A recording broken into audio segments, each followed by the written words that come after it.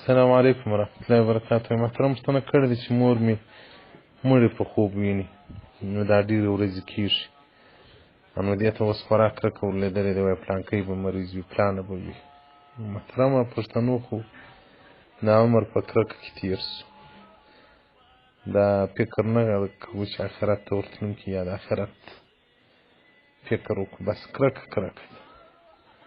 انس راته نو وایي رسول الله اسلام مبارک وایي الرؤیا الصالحه، ښه خوبونه. رسول الله اسلام مبارک وایي دا شپېتمه یا څلوېښتمه جز د نبوت دی،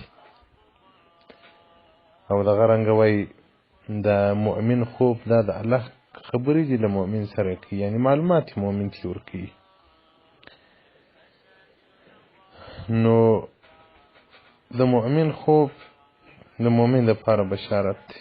مړی په خوب لیدل دا دوه احتماله لري. احتمال دا شته چې خپل آخرت په یاد کړه، ته هم داسې مرې، او بل احتمال دا دی چې خیراتونه پسې کوه، مړی محتاج دي ثواب ورته، نو داسې د دې پر ځای کرکه کوي، خپل آخرت ته مخه کړه.